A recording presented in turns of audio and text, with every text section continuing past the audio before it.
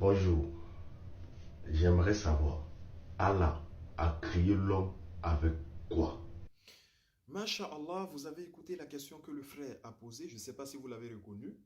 Eh bien, cette fois-ci, il a posé une très bonne question. Elle va me permettre de répondre à des dénégateurs.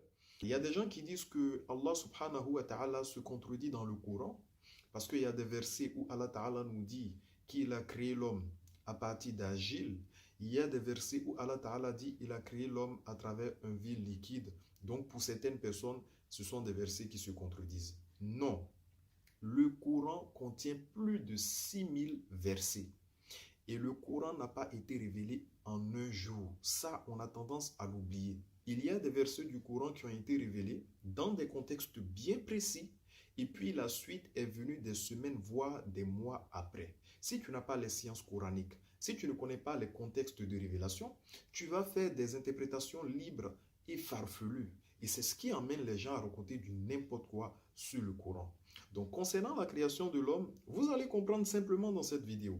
Vous devez savoir que Allah Ta'ala a créé l'homme de 4 façons différentes. Allah Ta'ala a créé Adam, premièrement. Allah Ta'ala a créé Ève, deuxièmement. Troisièmement, la descendance d'Adam et Ève. Et quatrièmement, Jésus. Voilà les 4 façons dont Allah Ta'ala a créé les êtres humains. Maintenant, premièrement, dans le Coran, Allah Ta'ala nous parle d'Adam. Comment Adam a été créé?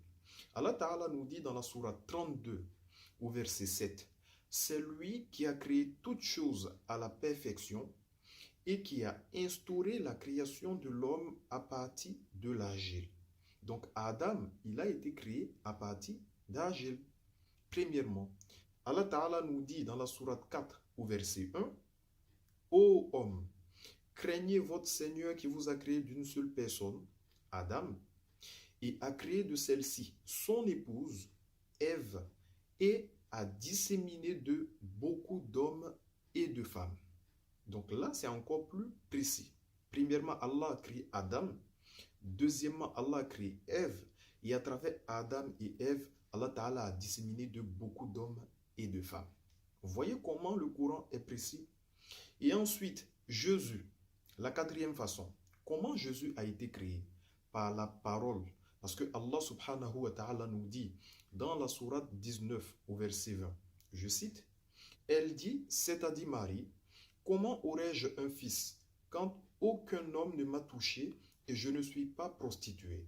Il dit, ainsi sera-t-il, cela m'est facile, a dit ton Seigneur, et nous ferons de lui un signe pour les gens et une miséricorde de notre part. C'est une affaire déjà décidée. Elle devient donc enceinte.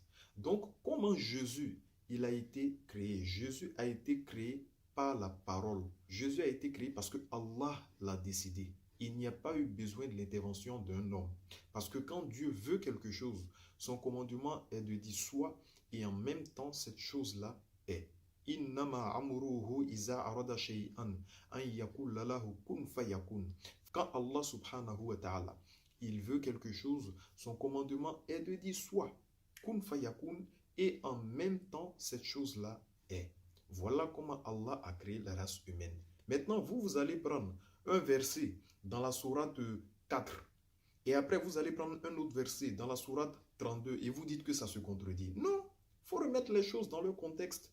Le Coran ne se contredit pas. Il n'y a aucune ambiguïté dans le Coran. C'est l'être humain qui est ambigu parce qu'on manque de connaissances. Et si on ne connaît pas Dieu, on ne peut pas l'adorer. Donc, revenons dans la vérité. L'islam, c'est la vérité. L'islam, c'est Al-Haq, la religion de vérité.